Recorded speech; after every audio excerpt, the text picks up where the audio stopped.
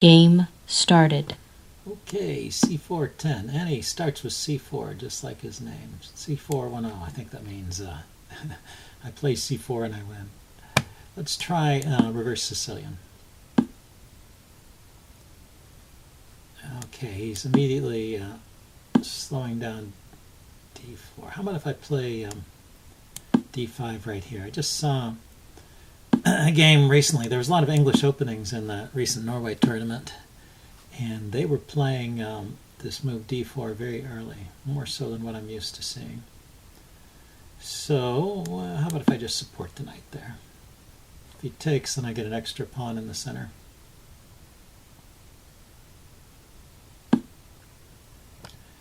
And he doesn't take. I've put a pawn on c6, which interferes with the development of that piece. Let's see, but I can pin this knight now.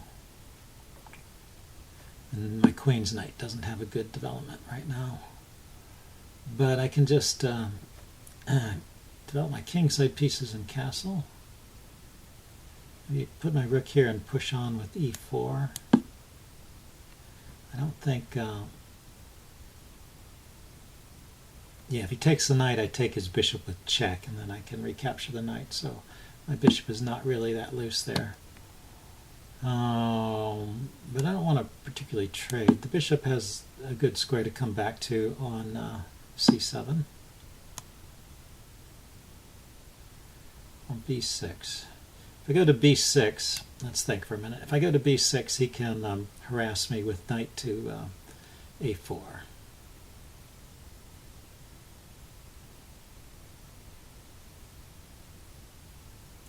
Could take his knight first and then play bishop to b6. It's just a better diagonal for the bishop. He can't take my bishop. He's got to take my knight first because I'm hitting his queen. And then here, right.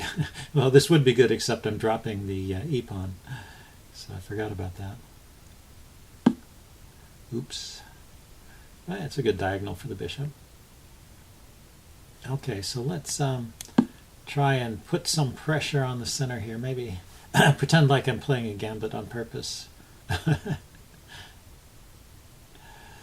So develop the bishop, play the knight to d7. I'm hitting at a sensitive spot on f2. The bishop goes to g4 to hit e2. No, I think it's better here. It could just get kicked from g4. I don't think it's doing a whole lot there.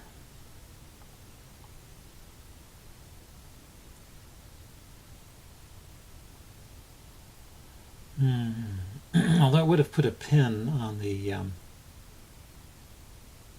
e-pawn, that might have been interesting.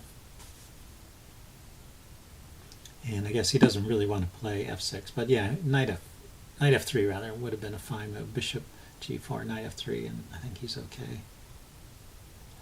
So if I put a rook here, it kind of discourages him from castling because I can just take the e-pawn. He castles anyway. Actually, I probably can't take the e-pawn. So like queen takes, rook here. And my rook on the back rank is undefended, but I have queen takes, queen, and his rook is pinned, so he doesn't have time to take my rook and checkmate me. So he takes my queen, and then I have time to take his rook and then develop my knight. So I think it's actually safe for me to take that pawn. We'll find out. I may have missed something. It was a complex sequence of calculations. A sequence of moves there, I might have missed something. And there is this back rank threat. Rook here to here is checkmate, and this rook is not defended. So he takes with the queen. Okay, just trades. And his bishop is loose. But he could just play rook e1. I can't take his bishop. Now I can take his bishop.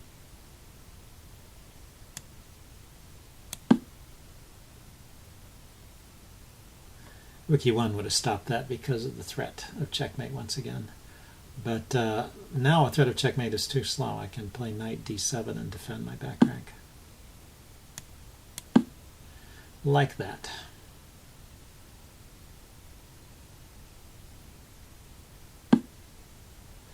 Okay, oh that's good. He's hitting my knight and getting action against the b pawn. But I'm still okay. I'm a whole piece up. I should be fine. I want to trade his knight off and win the win the e pawn here.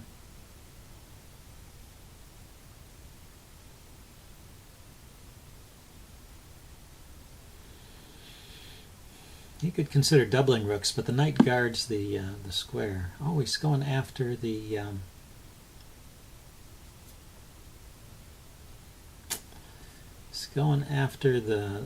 f pawn.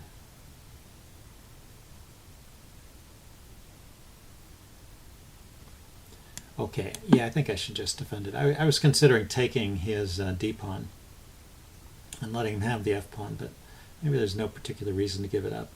It's nice to have this pawn cover around the king sometimes. And he is winning that pawn anyway. But now the bishop comes in here with a threat on f2, and there's also a discovered attack against the rook.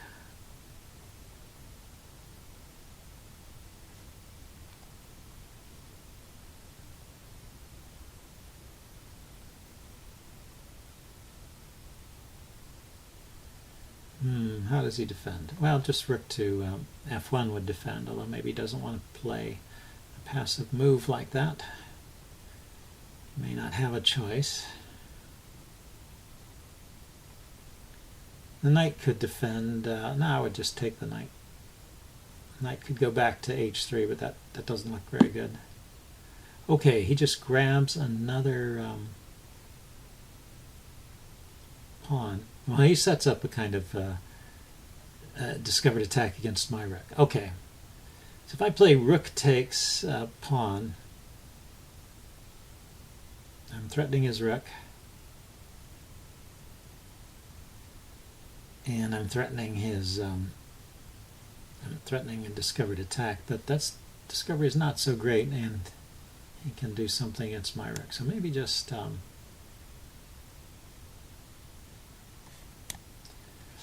actually, I was thinking attacking the bishop and forcing him to move it, but it doesn't attack the bishop because I can't ever leave the back rank. Okay, let's play this way. He can move his rook with a tempo. Maybe even take on f7. Oh, he's just going after my bishop. Okay, well there's a sneak trick. It looks like he's fixed the problem with the discovery because he's attacking my bishop.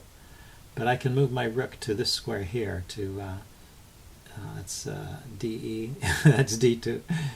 Yeah, move my rook to D2. He's in check, and the rook shields the bishop, so he's got to move the king. Check. And then I can take his rook. So, yeah, got to watch out for those little tactical tricks like that.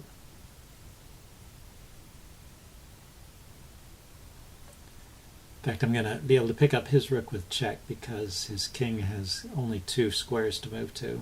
Here, White resigns. Okay, well, a short game, but it had a few points, so I will upload this and do a postmortem. See you guys later. Bye.